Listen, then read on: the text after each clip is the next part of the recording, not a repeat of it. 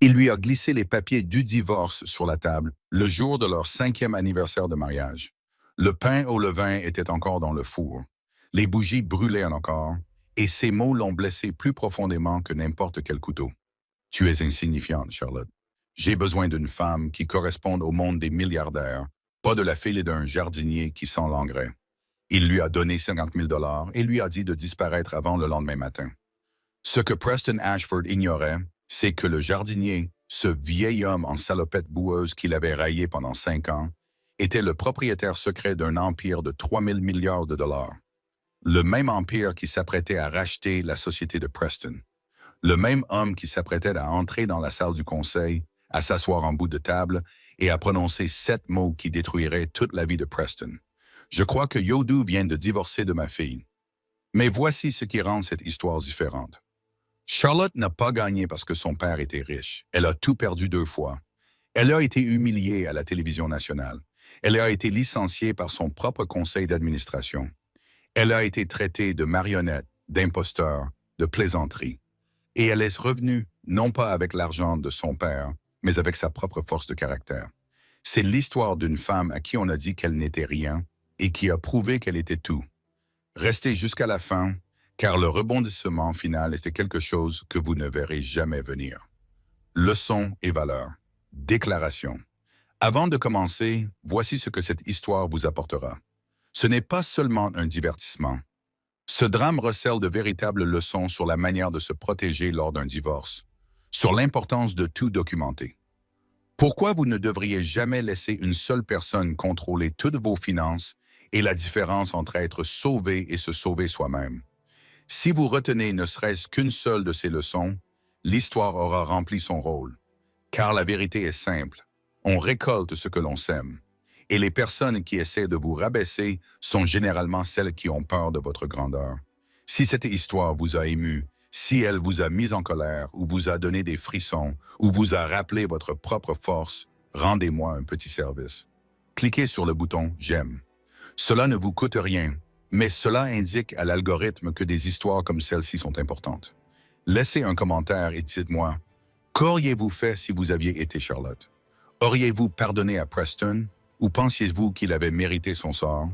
Et si vous êtes nouveau ici, abonnez-vous et activez la cloche. Nous publions de nouvelles histoires chaque semaine.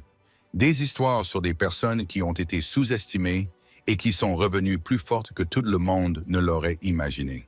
Partagez cette histoire avec quelqu'un qui a besoin de l'entendre aujourd'hui. Parfois, une histoire, c'est le rappel dont quelqu'un avait besoin sans le savoir. Maintenant, commençons. Il jeta les papiers du divorce sur la table en acajou, et le bruit résonna comme un coup de feu dans leur penthouse silencieux. Charlotte Keding avait passé tout l'après-midi à se préparer. Le pain au levain était dans le four, doré et levé. Elle avait dressé la table avec les bougies ivoire qu'ils avaient achetées ensemble dans le Vermont, à l'époque où Preston lui tenait encore la main en public. 5 roses blanches étaient disposées dans un vase en cristal, car c'étaient les fleurs qu'il lui avait offertes lors de leur premier rendez-vous, à l'époque où il se souvenait encore de la signification des fleurs. C'était leur 5e anniversaire de mariage, et Charlotte avait préparé son plat préféré. Elle ne savait pas que ce serait aussi le dernier repas qu'elle cuisinerait dans cette cuisine. Preston Ashford franchit la porte d'entrée à 19h15 précise. Il portait son costume Tom Ford gris anthracite, celui qui coûtait plus cher que le loyer mensuel de la plupart des gens. Ses cheveux étaient lissés en arrière avec une précision mathématique. Ses chaussures étaient italiennes, cousues à la main, cirées à la perfection. Tout chez Preston Ashford était conçu pour communiquer un seul message. « Je suis meilleur que toi ». Il ne remarqua pas les bougies. Il ne remarqua pas les roses. Il ne remarqua pas le pain. Il posa une enveloppe en papier craft sur la table et prononça 5 mots qui firent voler en éclats toute la vie de Charlotte. « Signe ça ce soir. Je veux que tu sois parti demain matin. » Charlotte rit. C'était un réflexe. Le genre de rire qui s'échappe lorsque votre cerveau refuse de traiter ce que vos oreilles viennent d'entendre. « Très drôle, dit-elle en s'essuyant les mains sur son tablier. « Joyeux anniversaire à toi aussi. » Preston ne sourit pas. Il sortit son téléphone et le brandit pour qu'elle puisse voir l'écran. C'était la photo d'une femme lors d'un gala de charité.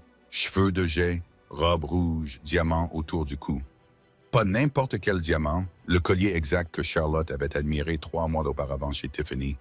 Elle en avait montré une photo à Preston, lui faisant comprendre, espérant.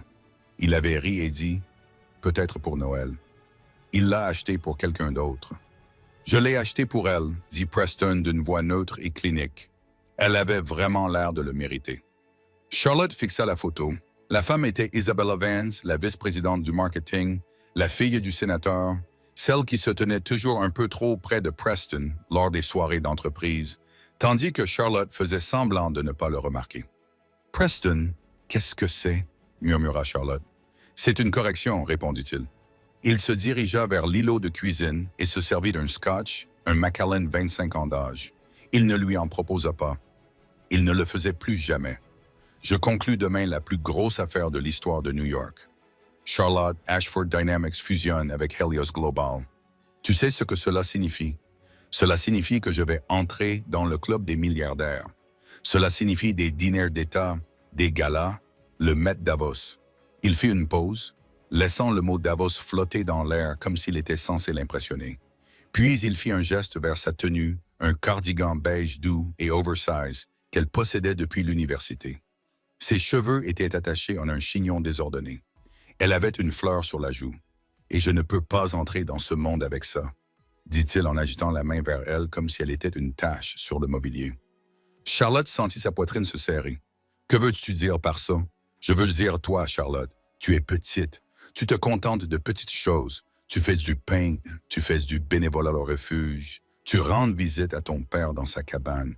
C'est un cottage, Preston. Et c'est mon père. C'est un jardinier, Prestonry. Un paysagiste qui sent l'engrais et le tabac bon marché. Tu te souviens de la dernière fois qu'il est venu ici? Il a essayé de réparer l'évier. J'ai des plombiers pour ça. Je n'ai pas besoin que ton bagage de col bleu ternisse mon image. Charlotte sentit quelque chose de froid s'installer dans son estomac. Pas de la colère, pas encore. Quelque chose de pire. La prise de conscience, Shwani.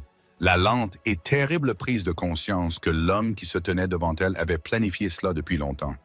Et il avait le bail de l'appartement terrasse, expliqua Preston, en ajustant ses boutons de manchette, qui avaient été transférés à son nom seul il y a 3 mois. La voiture qu'elle conduisait était enregistrée comme propriété de l'entreprise.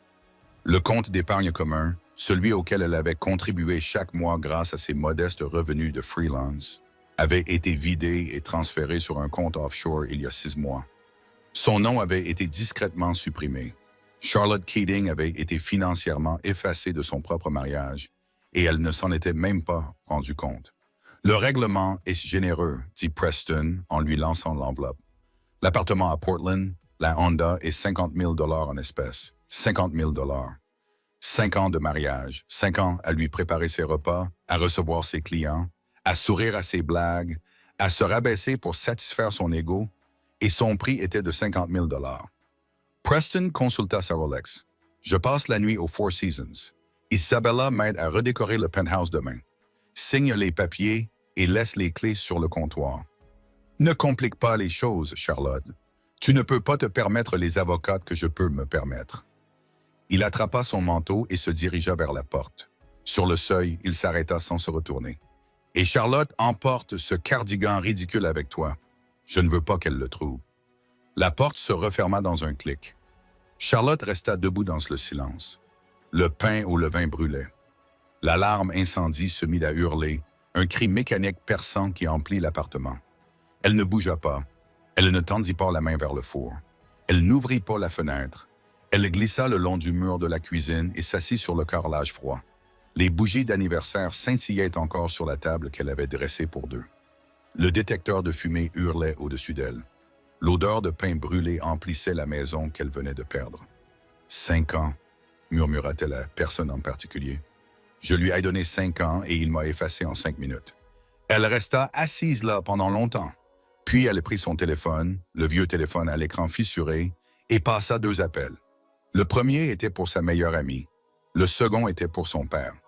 Ces 2 appels allaient tout changer. Mais Charlotte ne le savait pas encore. Elle était toujours assise sur le sol de la cuisine, pensant qu'elle était la personne la plus insignifiante au monde. Elle n'avait aucune idée qu'elle était sur le point de devenir la femme la plus puissante de New York. Elle ne le savait tout simplement pas encore. Maggie Torres est arrivée à 23h14, vêtue d'un pantalon de pyjama orné de petits avocats dessinés, d'un sweat à capuche de la faculté de droit de Georgetown qui avait connu des jours meilleurs, et portant une bouteille de vin rouge Trader Joe's et un paquet de Doritos à moitié mangé. Elle n'a pas frappé, elle avait une clé. Bon, a-t-elle annoncé en fermant la porte derrière elle d'un coup de pied? Tout d'abord, as-tu signé quelque chose? Charlotte était assise sur le canapé dans le noir. Le détecteur de fumée avait enfin cessé de sonner. Le penthouse sentait l'échec et le pain brûlé. Non, a répondu Charlotte doucement. Je n'ai rien signé. Bien. Maggie posa le vin et les chips sur la table basse et s'assit en face d'elle. Deuxième chose, il reste du pain au levain où il a aussi gâché ça. Charlotte faillit sourire. Faillit. Maggie mesurait 1,60 m, était bruyante, éternellement célibataire et l'une des avocates spécialisées en divorce les plus brillantes de Brooklyn. Elle avait le don de faire rire les gens dans les pires moments de leur vie. Et elle maniait l'humour comme un instrument chirurgical, tranchant le choc et le chagrin pour trouver la personne qui respirait encore en dessous. Elle était également incapable de cuisiner, ce qu'elle admettait volontiers. Maggie se leva et se mit à arpenter le penthouse comme un détective sur une scène de crime. Elle ouvrit les tiroirs. Elle vérifia les placards. Elle regarda dans l'armoire de la salle de bain principale. Il a pris la machine à expresso, annonça Maggie, la voix montante d'une indignation sincère. Cet homme n'a pas d'âme. Je peux pardonner l'adultère. Je ne peux pas pardonner le vol de la Breville. C'était une bonne machine. Puis elle est devenue sérieuse. Elle s'est rassise et s'est penchée en avant, les yeux bruns perçants et concentrés. « Charlie, écoute-moi attentivement. En ce moment, tu es sous le choc. C'est normal, mais le choc est temporaire et les décisions stupides prises sous le choc sont permanentes. Voici donc ce que nous allons faire ce soir. » Elle leva un doigt. 1. Tu ne signeras pas ces papiers avant que mon équipe ne les ait examinés. Ils comptent sur ton émotion et ta docilité. Nous ne serons ni l'un ni l'autre. 2 doigts. 2. Demain matin, je déposerai une requête d'urgence pour geler tous les biens communs qu'il n'a pas encore transférés. Les comptes offshore sont plus délicats, mais nous avons des experts comptables judiciaires pour cela. 3 doigts. 3. Et c'est le plus important. Charlie, avant de quitter cet appartement ce soir, tu vas tout documenter, chaque pièce, chaque relevé bancaire que tu peux trouver, chaque bijou, chaque reçu. Tu vas prendre des photos avec l'heure. Les tribunaux adorent les horodatage. Les horodatage sont les meilleurs amis des avocats spécialisés dans les divorces. Charlotte acquiesça lentement. Son cerveau recommençait à fonctionner. Maggie avait toujours cet effet sur elle. Maggie était le chaos et la compétence réunis dans un pyjama couleur avocat, et elle était exactement ce dont Charlotte avait besoin à ce moment-là. Elle passait l'heure suivante à fouiller l'appartement terrasse. Charlotte photographia chaque pièce. Elle trouva des relevés bancaires dans le bureau de Preston qui confirmaient ce qu'il lui avait dit. Le compte joint avait été vidé il y a plusieurs mois. Son nom avait été retiré du bail de l'appartement terrasse. Les polices d'assurance avaient été modifiées. Elle avait été méthodiquement effacée. Puis Charlotte trouva autre chose. Dans le tiroir du bas du bureau de Preston, caché sous une pile de rapports trimestriels, se trouvait un deuxième téléphone. Un téléphone jetable, du genre de ceux que l'on achète dans une station-service. Charlotte tendit de la main pour le prendre. « Ne le touche pas, » dit Maggie d'un ton sec. Charlotte retira sa main. « Prends-le en photo. Photographie le tiroir, l'emplacement, le téléphone lui-même. Prends un gros plan, mais ne le prends pas et ne l'allume pas. » Pourquoi? Parce qu'à l'heure actuelle, c'est une preuve dans son habitat naturel. Dès que tu le toucheras, les avocats de Preston invoqueront la contamination. Mais si nous le photographions sur place et obtenons une assignation à comparaître, tout ce qui se trouve sur ce téléphone sera admissible. Laissons les avocats ouvrir cette boîte de Pandore. Charlotte prit 6 photos sous différents angles, puis elle a refermé le tiroir. « Elle est maligne, » a dit Maggie. « Où vas-tu ce soir? »« Chez mon père, dans son cottage dans le Connecticut. » Maggie a plissé le nez. « Celui sans Wi-Fi et avec les toilettes qui fuient, c'est celui-là. » Maggie l'a accompagnée jusqu'à la porte. Sur le seuil, elle a attrapé Charlotte par les épaules. « Écoute-moi, tu vas avoir l'impression que le monde s'est écroulé ce soir. Ce n'est pas le cas. C'est Preston Ashford qui s'est écroulé. Et chérie, ce n'est pas une perte, c'est une rénovation. On est juste en train de démolir les vieux murs. Charlotte la serra fort dans ses bras. Puis elle attrapa son sac de voyage, celui qu'elle gardait toujours prêt pour ses week-ends chez son père, et quitta l'appartement pour la dernière fois. Elle prit la route pour le Connecticut à 2 heures du matin. Les routes étaient désertes. La pluie avait cessé, mais la chaussée était encore mouillée, et les phares de sa Honda Civic creusaient des tunnels de lumière dans l'obscurité. Le cottage était petit et situé en retrait d'un chemin de terre bordé de chênes. Il avait un porche qui en faisait le tour, un potager 2 fois plus grand que la maison et une boîte aux lettres en forme de poisson que Charlotte avait peinte quand elle avait 9 ans. Walter Keating était assis sous le porche, vêtu d'une chemise en flanelle malgré le froid. Il avait 64 ans, les cheveux blancs, les mains burinées et des yeux d'un bleu profond qui semblaient avoir tout vu 2 fois sans jamais être impressionné.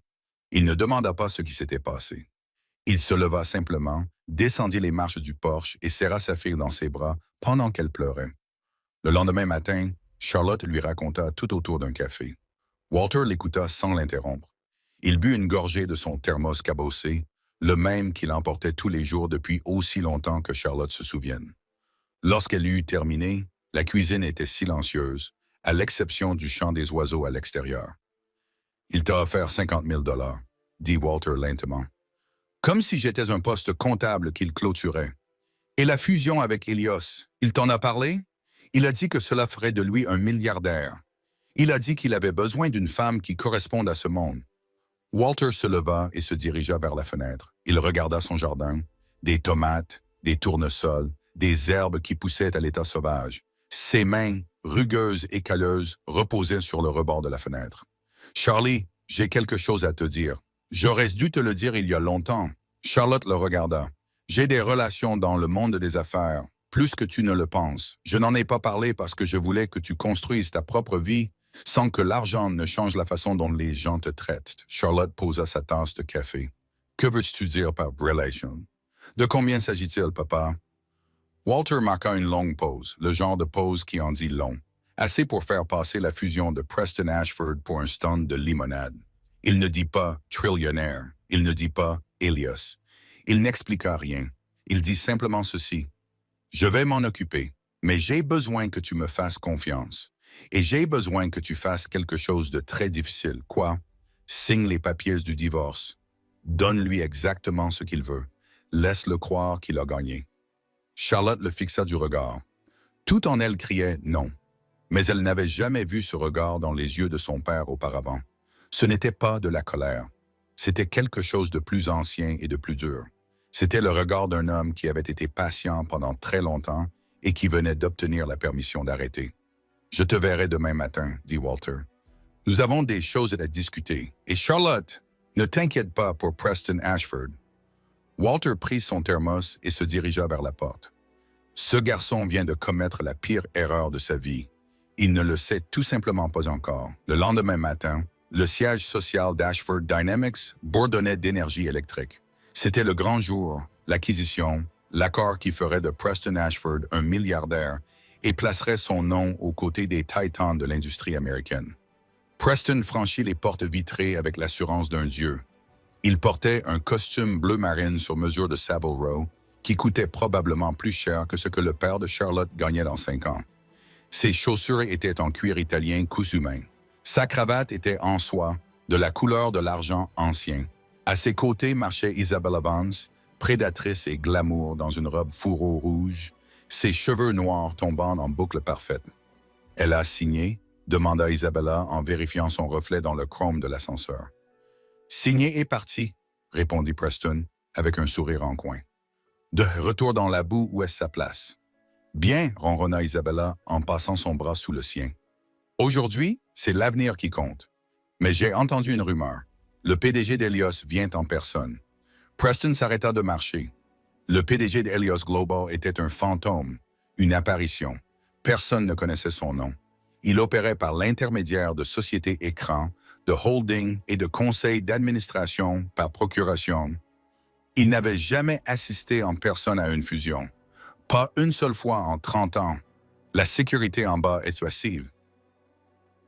Isabella dit, « Quelqu'un d'important est là. » Preston redressa sa cravate.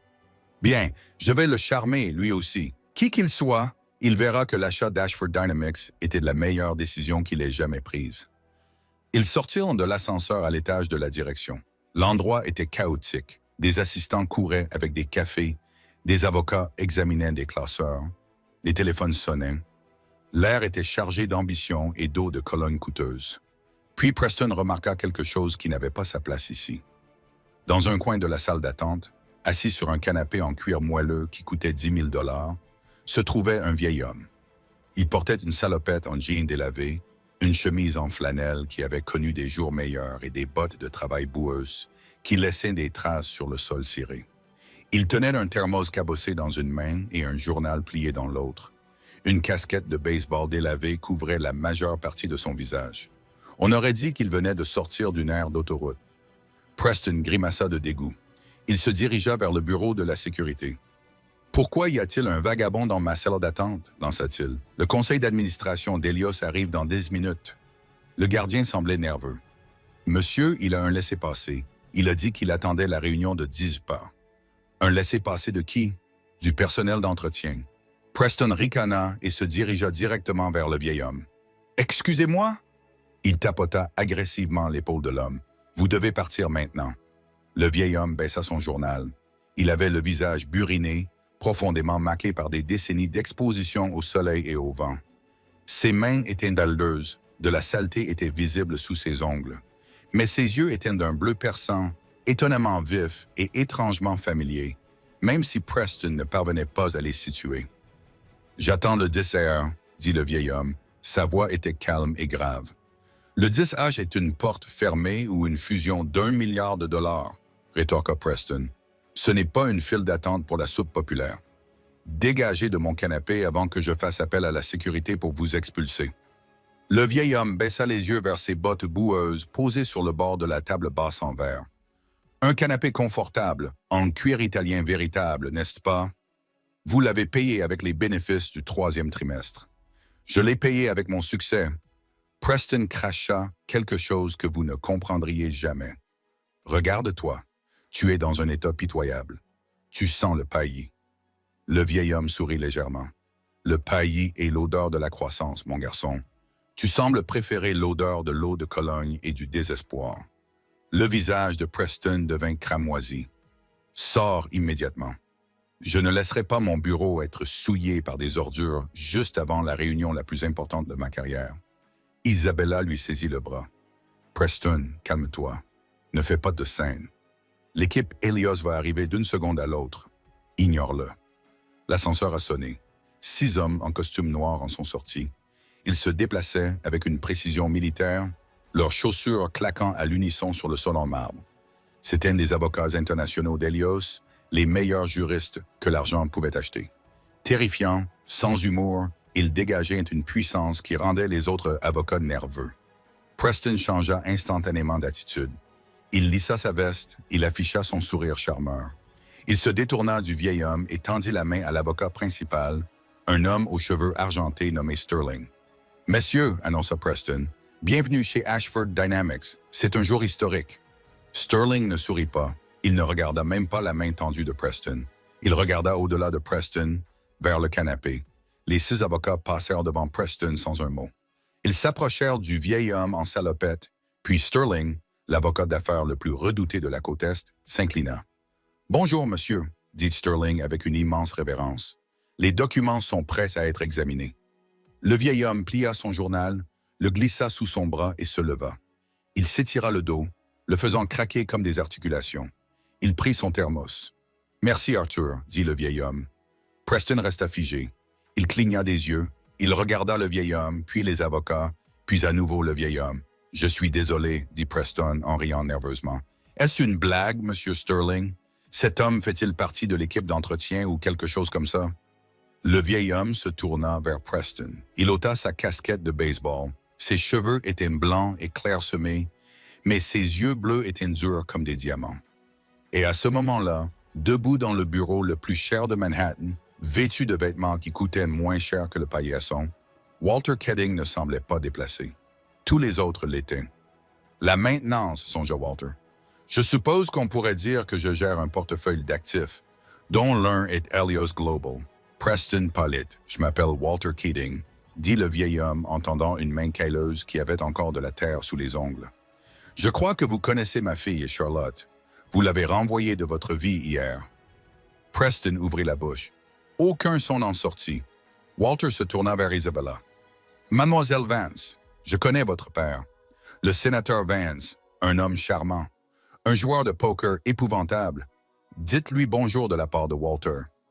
Isabella devint livide. Walter se tourna à nouveau vers Sterling. Allons-nous dans la salle du conseil, Arthur? Je crois que j'ai une entreprise à acheter et un PDG à renvoyer. Le trajet jusqu'à la salle du conseil ressemblait à un cortège funèbre, et Preston Ashford était le cadavre qui ne le savait pas encore. Ses jambes étaient comme du coton. Son esprit tournait à toute vitesse, essayant désespérément de comprendre ce qui se passait. Walter Keating, le père de Charlie, celui qui conduisait un Ford F-150 de 1928 et portait des chemises en flanelle.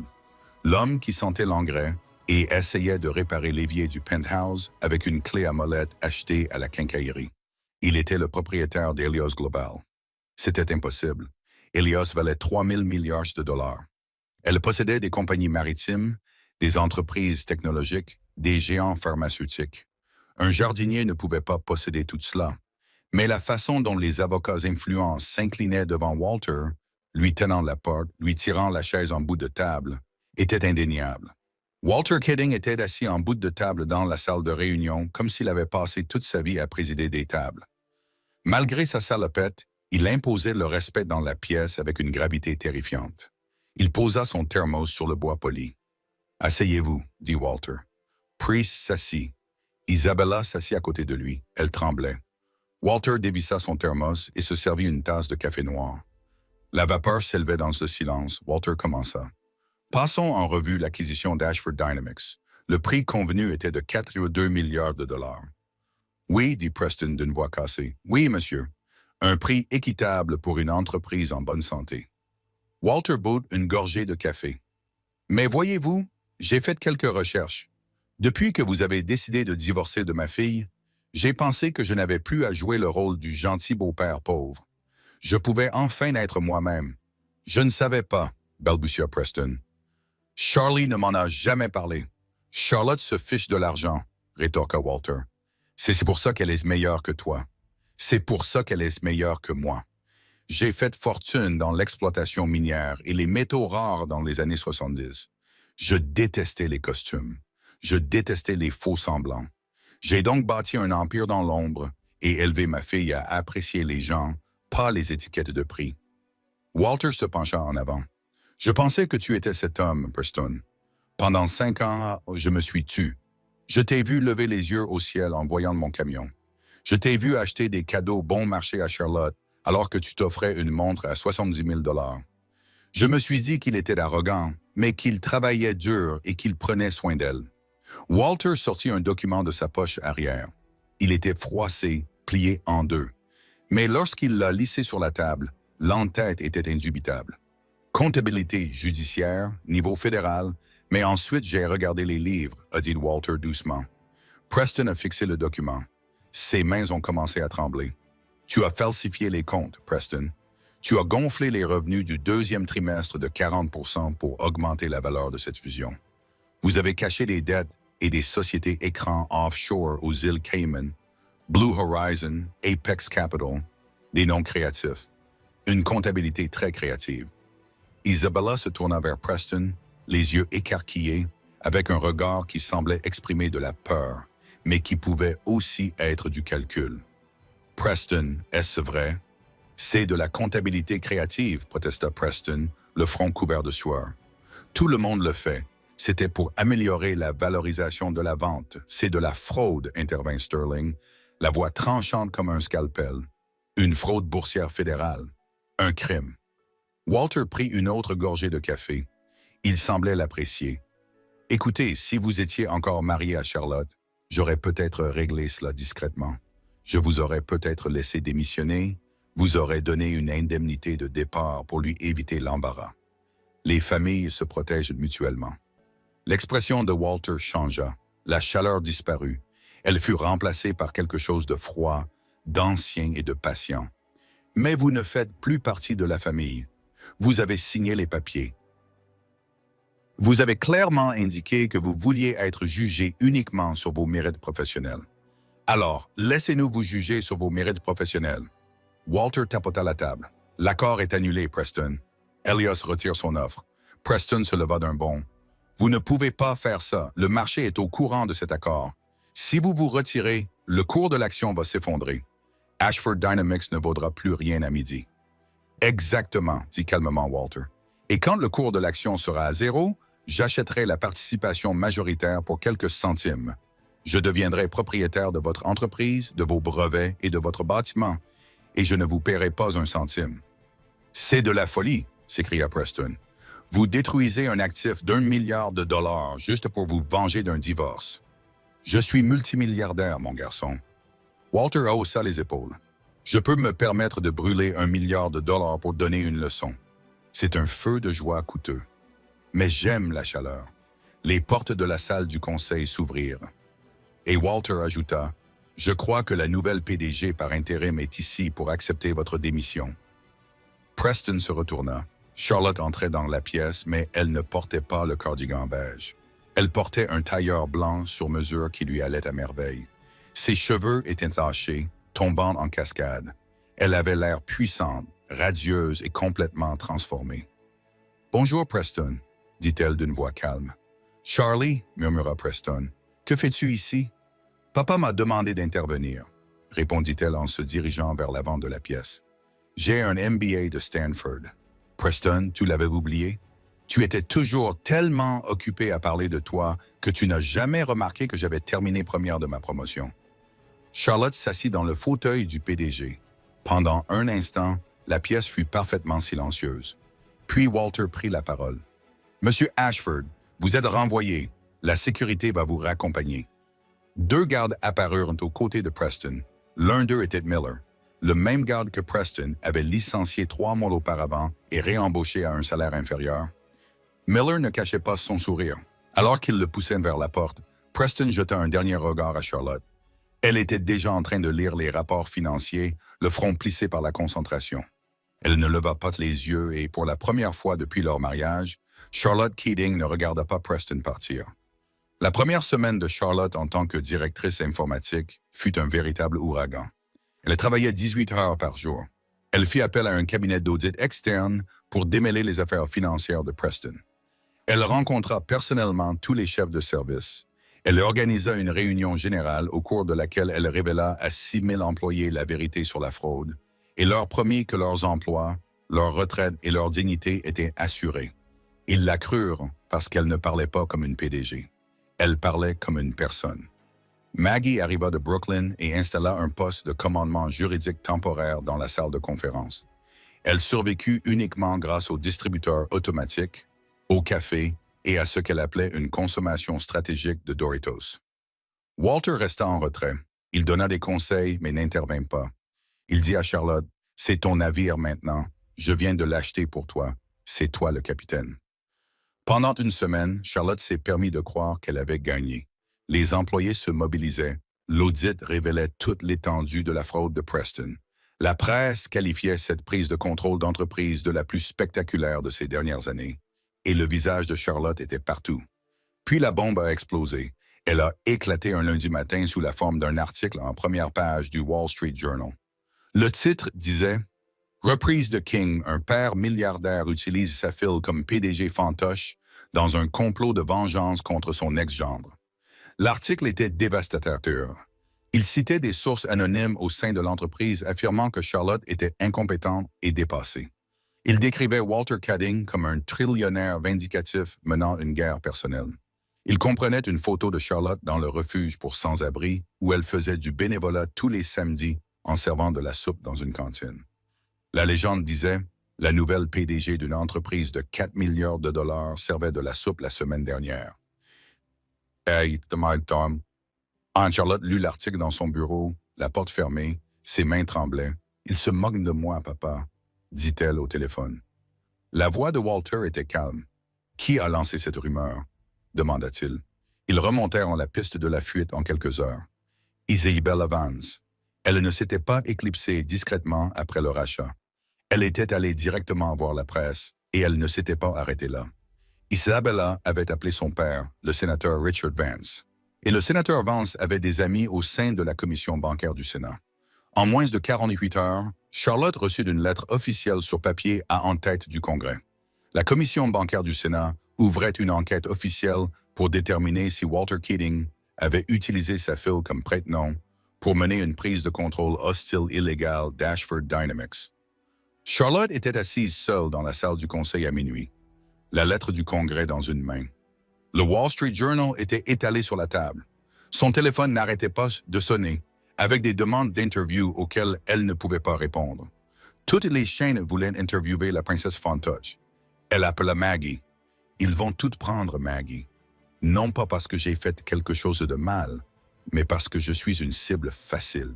Je suis la femme dans la soupe populaire. C'est tout ce qu'ils voient. Maggie resta silencieuse pendant un moment. Puis elle dit quelque chose que Charlotte se souviendrait toute sa vie. « Tu n'es pas facile, Charlie. Tu es gênante. Il y a une différence. Les gens gênants changent le monde. Les gens faciles se font marcher dessus. On ne te marche plus dessus. On te combat parce que tu te dresses sur le chemin de gens puissants qui se sont installés dans leur confort. Ce n'est pas une faiblesse. C'est une menace. » Charlotte s'essuya les yeux. « Que dois-je faire? Tu ripostes, mais pas à leur manière, à ta manière. Tu te dévoiles au public, tu racontes ton histoire avant qu'ils ne finissent de l'écrire pour toi. » Charlotte accepta de donner une interview en direct sur CNBC. Maggie la prépara pendant 2 jours d'affilée. Walter lui dit que c'était une mauvaise idée. Charlotte le fit quand même. « Je ne peux pas me cacher derrière toi éternellement, papa, » lui dit-elle. « Si je veux devenir PDG, les gens doivent entendre ma voix, pas la tienne. » L'interview commença bien. Charlotte était calme et s'exprimait clairement. Elle parla de la protection des employés. Elle a parlé de la mise en ordre des comptes. Elle a parlé de la création d'une entreprise qui privilégie l'intégrité plutôt que l'image.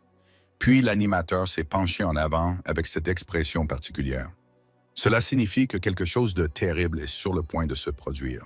« Charlotte, nous avons quelqu'un qui aimerait se joindre à la conversation par satellite. » L'écran derrière elle a clignoté et Preston est apparu, libéré sous caution, vêtu à nouveau d'un costume, l'air soigné, préparé et dangereux. « Charlotte, a-t-il dit, la voix dégoulinante de fausse sincérité. Je veux juste que la vérité éclate. Je t'aimais. Ton père t'a forcé à faire ça. Il t'utilise comme un arme parce que j'ai demandé le divorce. Ce n'est pas justice. C'est une vengeance déguisée en stratégie d'entreprise. » Charlotte se figea. Des millions de personnes regardaient, puis Preston joua son atout. Il brandit un document. Il s'agissait d'une évaluation psychiatrique réalisée par le Dr. Rebecca Hayes, la thérapeute de Charlotte. Elle montrait que Charlotte avait été diagnostiquée avec un trouble anxieux sévère et une dépression clinique. Elle avait été sous traitement pendant toute la durée de leur mariage. Était-ce vraiment la personne à qui nous confions la direction d'une entreprise qui gère les infrastructures hospitalières et les systèmes de sécurité publique? Le studio devint silencieux. Charlotte sentait chaque objectif de caméra dans la pièce la transpercer comme un poids physique. Sa douleur la plus intime, l'anxiété contre laquelle elle luttait en silence depuis des années. Les séances de thérapie auxquelles elle assistait en secret parce que Preston lui disait que suivre un traitement pour sa santé mentale était un signe de faiblesse. Tout cela diffusé à l'échelle nationale. Mais quelque chose s'est produit dans ce silence. Quelque chose a changé en Charlotte. Elle avait passé 5 ans à se rapetisser, 5 ans à se rabaisser pour satisfaire l'ego de Preston. Elle a regardé directement la caméra. « Preston », a-t-elle dit d'une voix claire et assurée. « Vous venez de divulguer mon dossier médical privé à la télévision nationale. C'est un crime fédéral.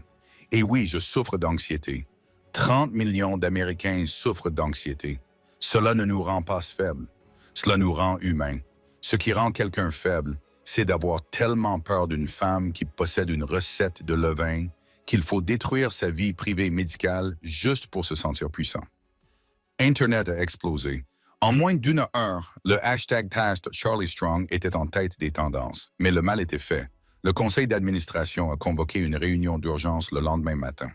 La salle du conseil d'administration d'Ashford Dynamics avait des baies vitrées qui donnaient l'impression de flotter au-dessus de Manhattan. Charlotte avait toujours apprécié la vue. Aujourd'hui, elle avait l'impression d'être au bord d'une falaise. Le conseil était déjà assis lorsqu'elle est entrée. 8 visages. Aucun d'entre eux ne l'a regardé dans les yeux. Le président du conseil était un homme nommé James Crawford, âgé de 62 ans, aux tempes grisonnantes, avec une voix comme du cuir vieilli. Il siégeait au conseil depuis 15 ans. Charlotte avait supposé qu'il était un allié. Il lui avait serré chaleureusement la main lors de son premier jour. Il lui avait dit qu'Ashford Dynamics avait de la chance de l'avoir. C'était il y a 7 jours. Charlotte, commença Crawford en croisant les mains sur la table.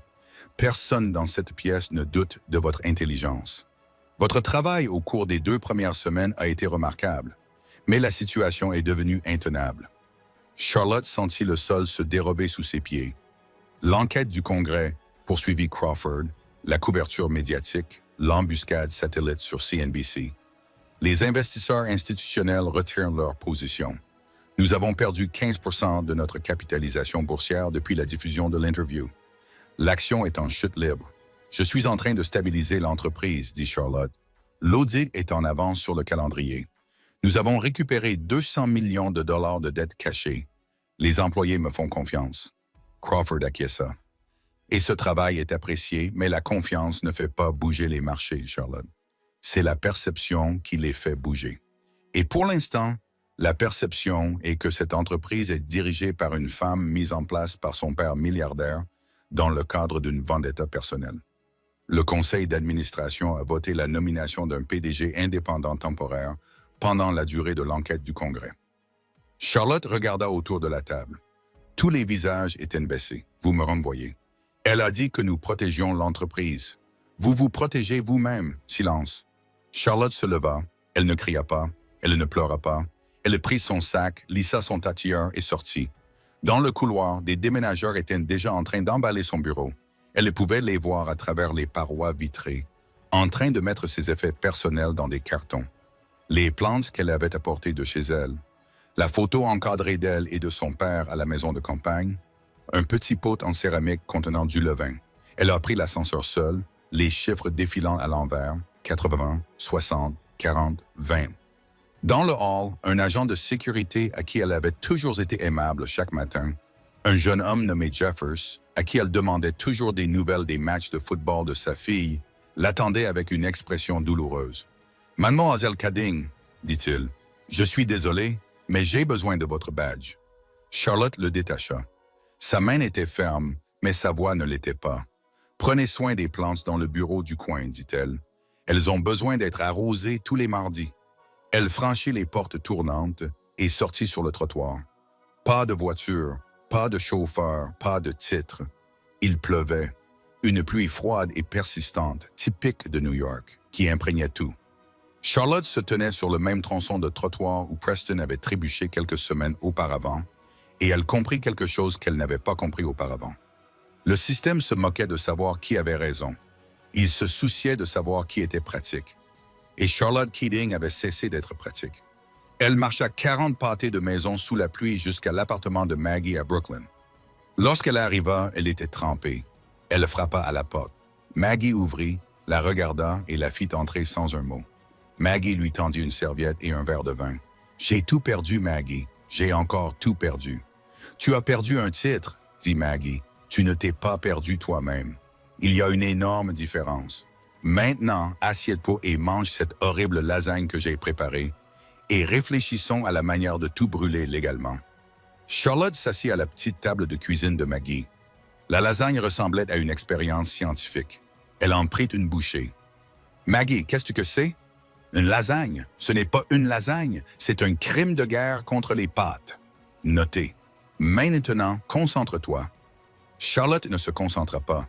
Pas tout de suite. Elle s'assit dans la cuisine de Maggie et pleura pendant 20 minutes d'affilée, tandis que Maggie lui caressait le dos sans dire un mot. Parfois, la meilleure chose qu'un ami puisse faire est de se taire et de vous laisser vous effondrer. Lorsque les larmes cessèrent, Charlotte se moucha et dit « D'accord, quoi? » demanda Maggie. « Bon, j'en ai marre d'être celle à qui tout arrive. Je veux être celle qui fait bouger les choses. C'est ça l'esprit. Mais je peux te dire que ton mascara fait quelque chose de très avant-gardiste en ce moment. » Charlotte regarda son reflet dans la porte du micro-ondes et éclata de rire. C'était un rire laid, brut, le genre de rire qui ne vient qu'après avoir pleuré si fort qu'il ne reste plus rien. Et à ce moment-là, assise dans une petite cuisine de Brooklyn, avec des lasagnes dignes d'un crime de guerre et sa meilleure amie en pyjama avocat, Charlotte Keating prit une décision. Elle en avait fini de demander la permission. Walter Keating n'était pas devenu multimilliardaire par hasard. Il y était parvenu en étant patient, discret et absolument impitoyable lorsque la situation l'exigeait. Lorsque Charlotte lui annonça que le conseil d'administration l'avait destitué, la première réaction de Walter fut d'acheter tous les sièges du conseil et de remplacer tous les membres avant le déjeuner. Charlotte lui répondit, « Non, si tu me sauves à nouveau, ils auront raison. Je suis une marionnette.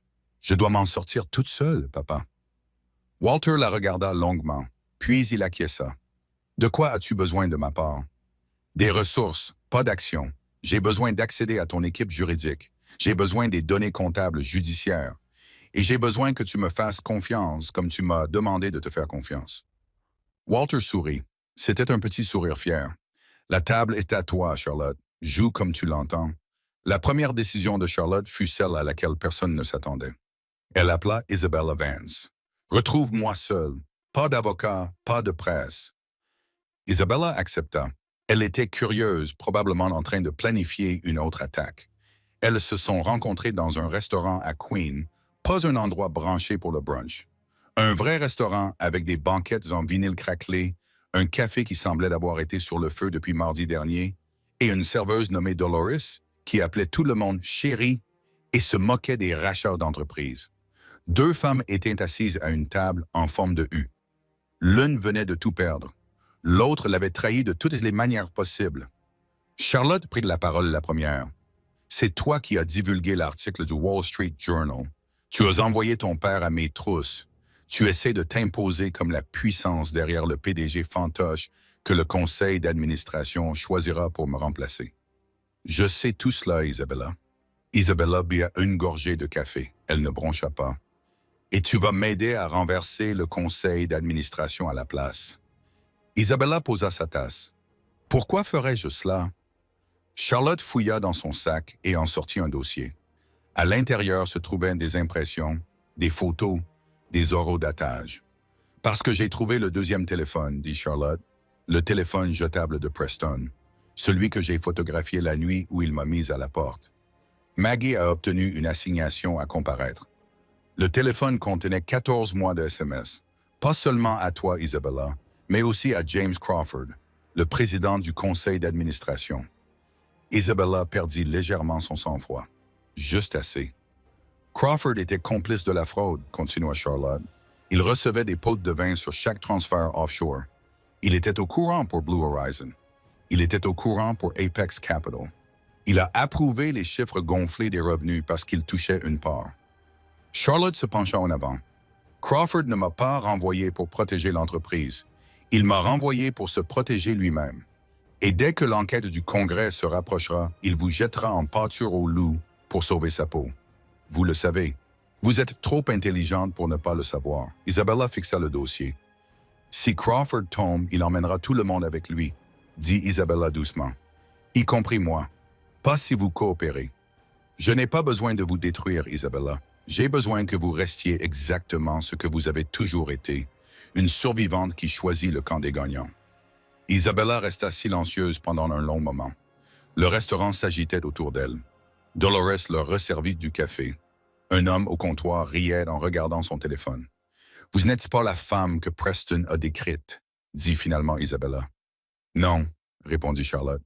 « Je suis la femme qu'il était trop stupide pour voir. » La deuxième initiative de Charlotte fut encore plus audacieuse. Elle appela Crawford directement. Elle lui dit qu'elle voulait le rencontrer. Elle lui dit qu'elle était prête à négocier son indemnité de départ, qu'elle était fatiguée, qu'elle voulait juste que tout cela soit terminé. Crawford accepta immédiatement. Il pensait avoir gagné. Les gens agissent toujours plus vite lorsqu'ils pensent que le combat est déjà terminé. Ils se rencontrèrent dans le bureau privé de Crawford. Charlotte portait une simple robe noire. Elle avait l'air épuisée. Elle avait l'air vaincue. Elle portait un micro, Pendant 40 minutes, Charlotte joua son rôle. Elle était docile. Elle était agréable.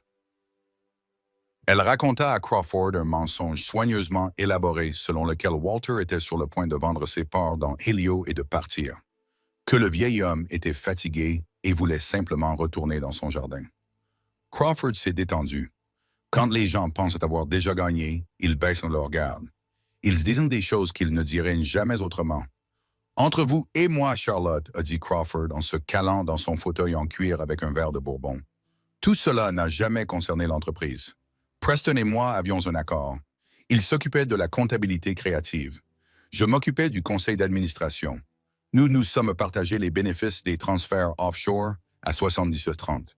Vous étiez au courant de la fraude depuis le début. J'en ai conçu la moitié. Crawford rit. Preston était le visage, mais j'étais l'architecte. Quand votre père est arrivé, j'ai dû agir vite. Vous éliminer m'a fait gagner du temps. Une fois l'enquête terminée, je mettrai en place mon propre candidat et les affaires continueront comme d'habitude. Et Preston, demanda Charlotte d'une voix calme, vous êtes toujours en contact avec lui. Crawford fit un geste de la main. Il appelle depuis un téléphone de contrebande dans la prison. Il nous a donné la marche à suivre pour vous manipuler.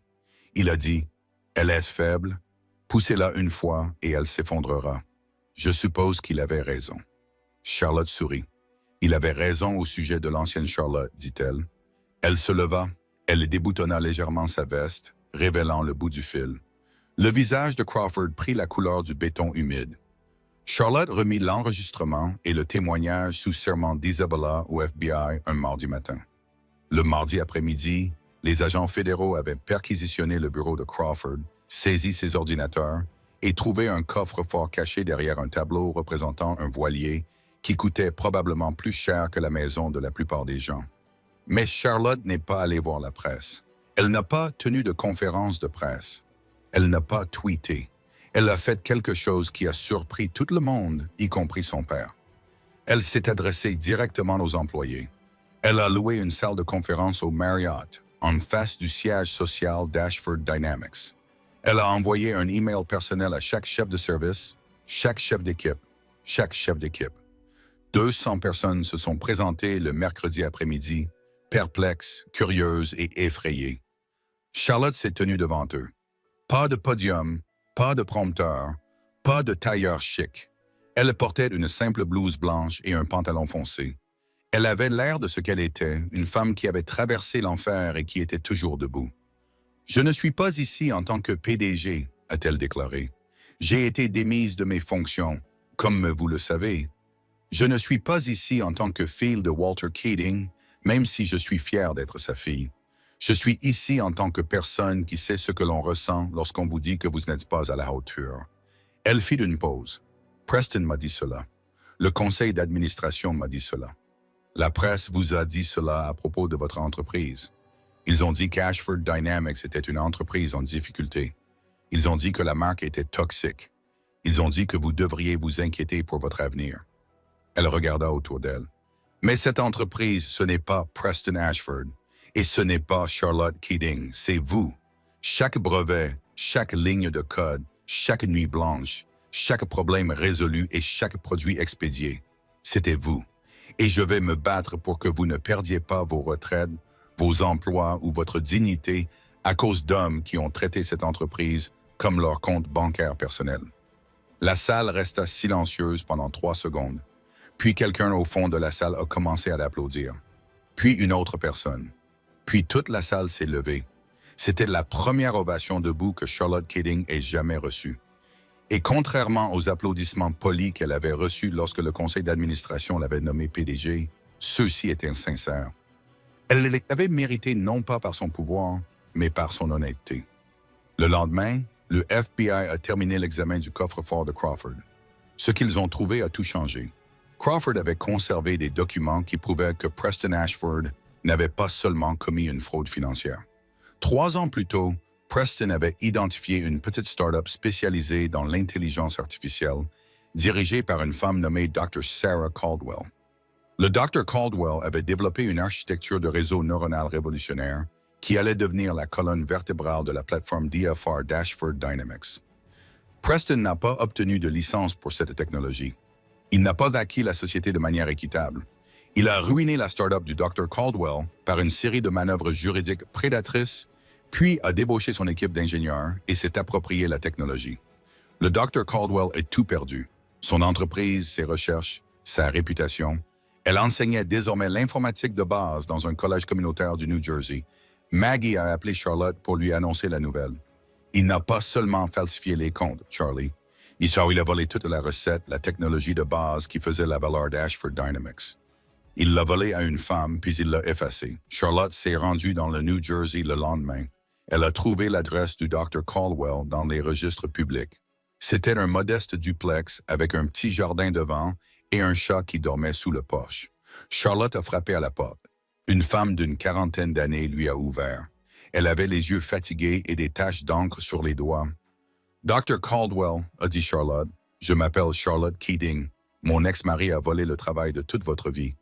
Je suis ici pour vous le rendre. » Le Dr. Caldwell la fixa longuement du regard. Puis elle ouvrit la porte plus largement. « Vous feriez mieux d'entrer et de m'appeler Sarah. » Charlotte Keating avait appris quelque chose au cours des semaines qui avaient suivi le moment où Preston avait jeté les papiers du divorce sur la table. Elle avait appris que la victoire n'était pas un moment unique. C'était une série de choix, et chaque choix avait un coût. Son prochain coup prit la forme d'un titre dans un tabloïd. C'était le dernier coup de Preston. Depuis sa cellule dans une prison fédérale, communiquant grâce au téléphone de contrebande que Crawford l'avait aidé à obtenir, Preston Ashford joua sa dernière carte. Il contacta une journaliste d'un tabloïd new-yorkais et lui donna une histoire qui ne pouvait être ignorée. Le titre disait « Fraude Keating ». Keating, la fortune cachée du trillionnaire Walter Keating, bâtie sur la destruction de l'environnement. À l'intérieur des documents qui révélaient des décennies de dévastation écologique en Amérique du Sud, l'article comprenait des photographies anciennes datant de la fin des années 1970 et des années 1980, montrant des opérations minières en Bolivie, des montagnes dénudées, des rivières polluées, des travailleurs dans des conditions que les normes modernes ne permettraient pas. Et l'article était vrai. Pas entièrement, pas dans les moindres détails, mais dans l'ensemble, il était vrai. Walter Keating avait fait sa première fortune en extrayant des minéraux du sol à l'aide de méthodes qui avaient défiguré la terre et empoisonné les réserves d'eau. Il avait consacré les 20 dernières années et plus de 2 milliards de dollars à des projets d'assainissement et de restauration. Il avait financé des recherches environnementales. Il avait discrètement versé des réparations aux communautés touchées, mais les dégâts étaient réels et les photos ne mentaient pas. Charlotte confronta son père au chalet. Elle était arrivée sans prévenir. Elle l'avait trouvé dans le jardin, à genoux, en train d'arracher des mauvaises herbes. « Est-ce vrai ?» avait-elle demandé. Elle ne s'était pas assise. Elle était restée debout devant lui, l'article imprimé à la main. Walter ne s'était pas levé. Il était resté à genoux dans la terre, levant les yeux vers sa fille. « Oui, a-t-il répondu. Pas tout. L'article exagère la chronologie et mélange des incidents distincts. Mais l'essentiel est vrai. J'ai gagné mon premier milliard en détruisant une montagne en Bolivie. J'avais 28 ans. Je ne me souciais de rien d'autre que de la croissance. Il m'a fallu 20 ans et une fille pour comprendre ce que j'avais fait. Pourquoi ne m'as-tu rien dit? Parce que j'avais honte, Charlotte, et parce que je voulais que tu me voies comme l'homme que je suis devenu, pas comme l'homme que j'étais. Tous les parents ont une version d'eux-mêmes qu'ils espèrent que leurs enfants ne rencontreront jamais. Je ne suis pas fier de qui j'étais. Mais je suis fier de qui tu es. Et tu es devenu qui tu es sans rien savoir de tout cela. C'était le but. Charlotte s'assit sur le banc du jardin. La colère était toujours là, mais en dessous, il y avait quelque chose de plus compliqué. De l'amour, de la déception, de la compréhension. La reconnaissance que les gens ne sont pas unidimensionnels, que son père était à la fois l'homme qui la serrait dans ses bras quand elle pleurait et l'homme qui avait laissé une cicatrice sur une montagne. Tu ne peux pas effacer cela, papa. Non, mais tu peux faire mieux. C'est pour cela que je t'ai donné l'entreprise, Charlotte. Pas pour te venger, mais pour te racheter, moi et toi. Charlotte resta silencieuse pendant un long moment. Le soleil se couchait sur le jardin, les tomates étaient lourdes sur les plants, un oiseau chantait quelque part dans le chêne. « Je vais le reconnaître publiquement, » dit Charlotte, « tout. Sans détour, sans minimiser les dégâts, juste la vérité. » Walter acquiesça. Il semblait soulagé. Je n'en attendais pas moins de toi, Ladybug. Charlotte retourna à New York et rédigea une déclaration publique. Elle ne laissa pas l'équipe des relations publiques y toucher. Elle l'écrivit elle-même à la main, assise à la table de la cuisine de Maggie. Elle a reconnu l'histoire de Walter. Elle a détaillé les efforts de remédiation. Elle a annoncé un engagement d'1 milliard de dollars pour la restauration de l'environnement en Bolivie, avec une transparence totale et un contrôle indépendant. Elle n'a pas cherché d'excuses, elle n'a pas minimisé les faits, elle a simplement dit la vérité et s'est engagée à faire mieux. La déclaration est devenue virale, mais pas pour les raisons espérées par Preston. Les gens ont respecté son honnêteté. Ils l'ont partagée non pas avec indignation, mais avec quelque chose de plus rare. L'admiration pour une personnalité publique qui a dit la vérité alors qu'il aurait été plus facile de mentir.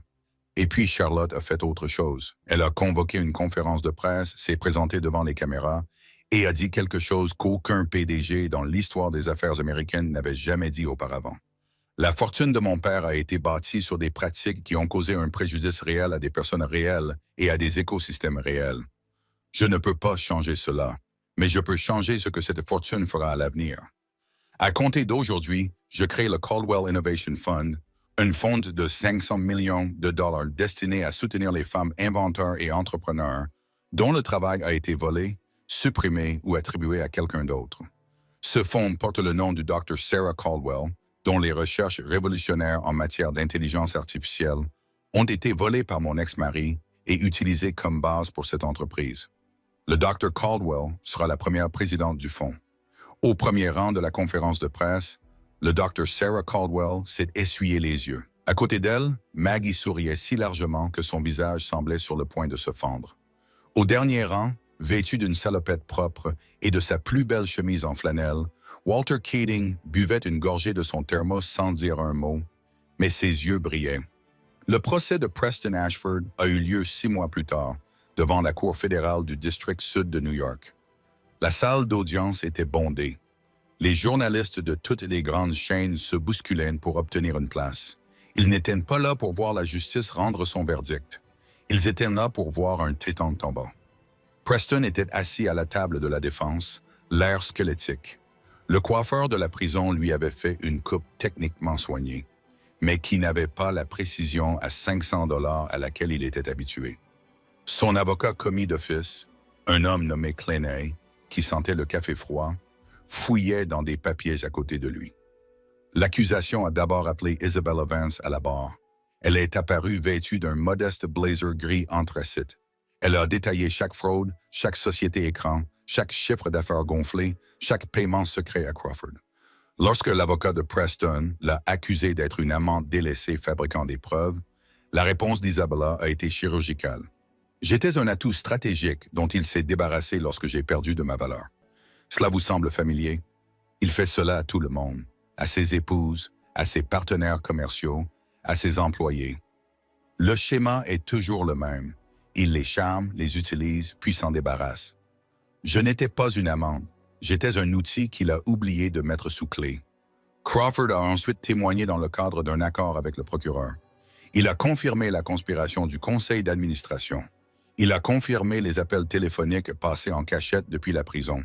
Il a confirmé que Preston lui avait dit, mot pour mot, qu'elle était faible. Il suffit de la pousser une fois pour qu'elle s'effondre. Puis l'accusation a appelé Charlotte Keating à la barre. L'atmosphère a changé instantanément. Charlotte est entrée vêtue d'une simple robe couleur crème.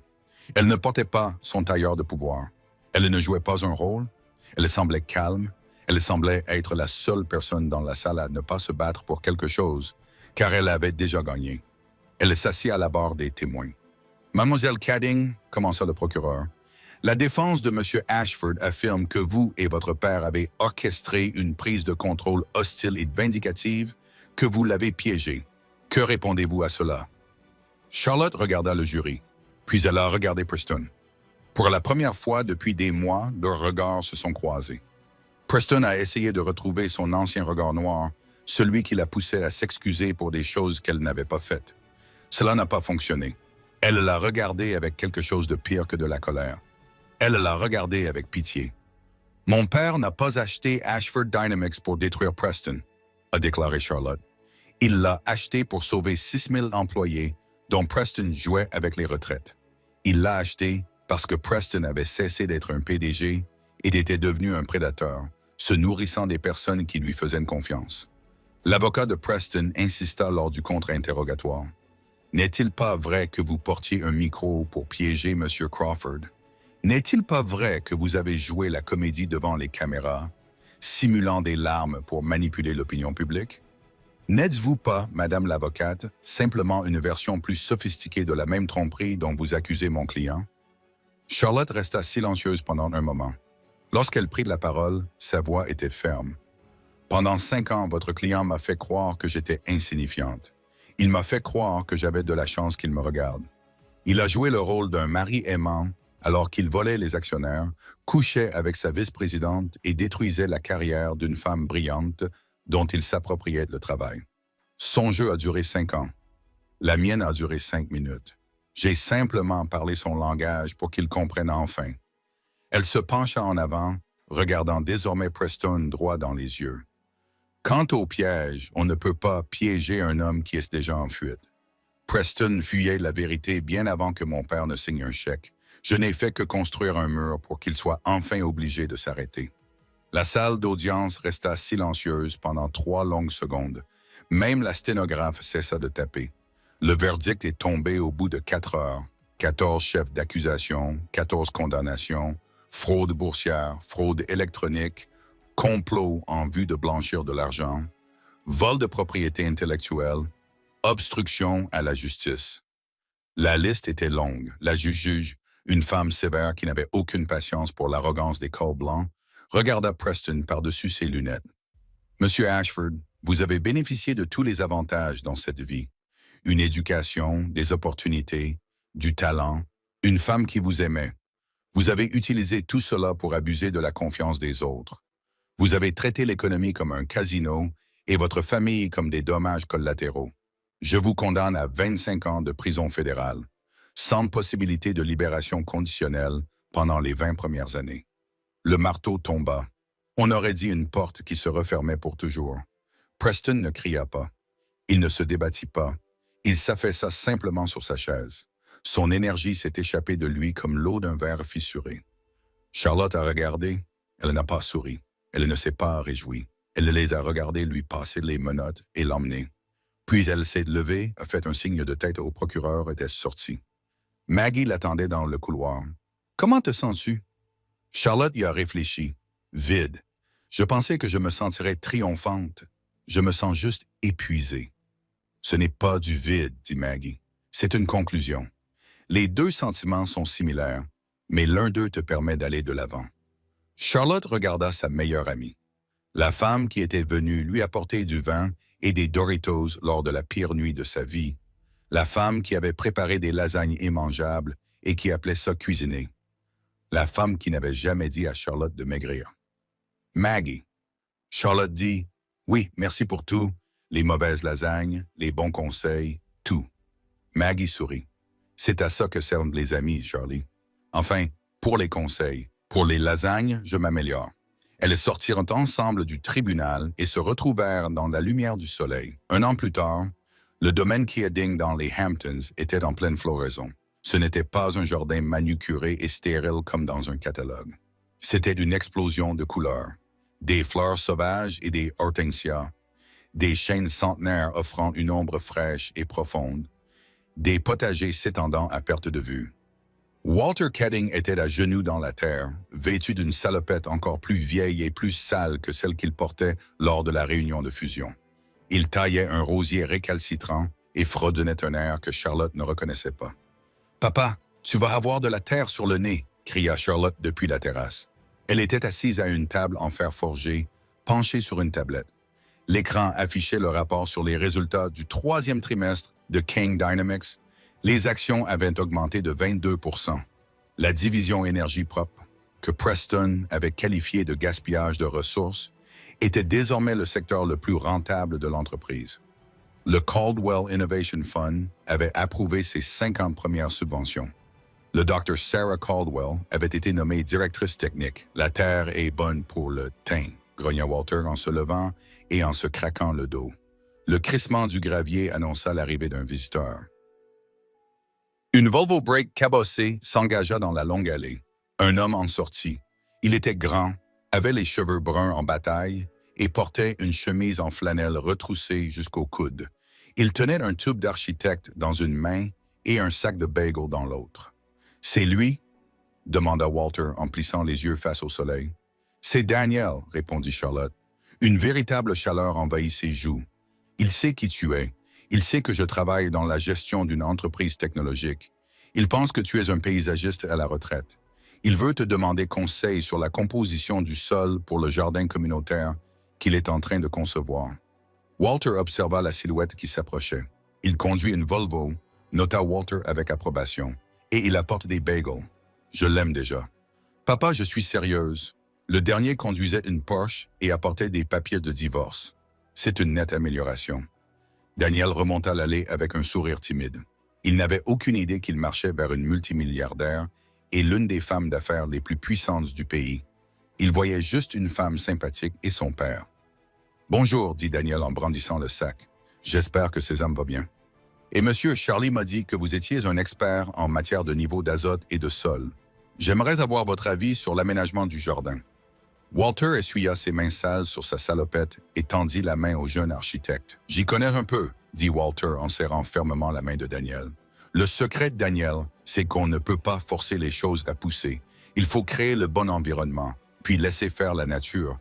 Les mauvais jardiniers essaient de contrôler la nature. Les bons jardiniers se contentent de l'écouter. » Il jeta un coup d'œil à Charlotte. « Cela vaut aussi pour les filles. » Charlotte les regarda marcher ensemble vers le jardin. Daniel gesticulait avec enthousiasme en montrant les plans architecturaux. Walter acquiesçait et désignait le sol. Le soleil filtrait à travers les feuilles. Les fleurs sauvages se balançaient. Quelque part dans le chêne, un oiseau chantait la même chanson qu'il chantait depuis 100 ans. Elle ressentit quelque chose qu'elle n'avait pas ressenti depuis très longtemps. Pas le pouvoir, pas le triomphe, pas même le bonheur. Exactement. La paix. Cette paix profonde et tranquille qui ne vient qu'après avoir survécu à quelque chose que l'on pensait impossible. Loin de là, dans une cellule de béton gris de l'établissement pénitentiaire fédéral d'Otisville, le détenu numéro 78-492 était assis sur le bord d'un matelas fin. Preston Ashford regardait un petit téléviseur grésillant fixé au mur. Le présentateur des informations souriait, et dans une annonce surprise, Charlotte Keating, PDG de Keating Dynamics, s'est engagé à verser $1 milliard pour subventionner les petites entreprises, affirmant que la véritable croissance venait de la base. Preston fixa l'écran, puis l'éteignit. Son propre reflet le regardait depuis le verre sombre. Plus vieux, plus mince, un homme qui avait tout et qui avait tout abandonné parce qu'il pensait que tout n'était pas suffisant. Il s'allongea sur le matelas et ferma les yeux. Le silence de la cellule l'oppressait comme de l'eau. Il avait voulu posséder le monde. Il avait voulu être un titan. Il voulait qu'on se souvienne de lui comme de l'homme qui avait conquis une industrie. Au lieu de cela, on se souviendrait de lui comme de l'homme qui avait divorcé d'un diamant parce qu'il pensait qu'elle était une pierre. Dans une cuisine chaleureuse et ensoleillée du Connecticut, Charlotte Keating sortit une mèche de pain au levain du four, la même recette que celle de la nuit où tout avait pris fin, la même recette que celle de la nuit où tout avait commencé. Le pain était parfait, doré, chaud, parfumé. Daniel entra dans la cuisine depuis le jardin, les mains couvertes de terre. « Ça sent incroyablement bon, dit-il. C'est du pain au levain. Il faut être patient. On ne peut pas le précipiter. » Elle coupa une tranche épaisse et la lui tendit. Il en prit une bouchée. « C'est la meilleure chose que j'ai jamais goûtée, dit-il. » Charlotte sourit. Pas à cause du pain, ni à cause de l'argent, de l'entreprise, du procès ou des gros titres, mais parce que, pour la première fois de sa vie, elle ne se rapetissait pas pour s'adapter à la table de quelqu'un d'autre. Elle avait construit la sienne et elle était exactement à sa taille. Et voilà comment Charlotte Keating a appris que les personnes les plus discrètes dans une pièce sont souvent les plus puissantes. Elle n'a pas gagné parce que son père était multimilliardaire. Elle a gagné parce que lorsqu'on lui a retiré son titre, son argent, son bureau et son nom, elle était toujours debout. Preston Ashford pensait jouer aux échecs contre une femme au foyer. Il n'avait pas réalisé que l'échiquier lui appartenait depuis le début. Alors, laissez-moi vous poser la question. Qu'auriez-vous fait? Auriez-vous pardonné à Preston ou pensiez-vous qu'il avait exactement ce qu'il méritait? Donnez votre réponse dans les commentaires ci-dessous. Et si cette histoire vous a rappelé que vous êtes plus fort que vous ne le pensez, cliquez sur le bouton « J'aime ». Cela aide vraiment la chaîne à se développer. Abonnez-vous et activez la cloche pour ne manquer aucune nouvelle histoire. Nous publions de nouveaux drames chaque semaine. Merci de nous avoir écoutés et à bientôt pour la prochaine histoire. Conclusion. Ce contenu a été soigneusement recherché, développé et édité manuellement par notre équipe afin de vous offrir des récits significatifs tirés de la vie réelle. Chaque personnage, chaque rebondissement et chaque conseil ont été conçus dans un but précis, car nous pensons que les grandes histoires doivent aller au-delà du simple divertissement. Elles doivent vous laisser quelque chose qui perdure longtemps après la fin du film. Merci de nous avoir regardés. À bientôt pour la prochaine histoire.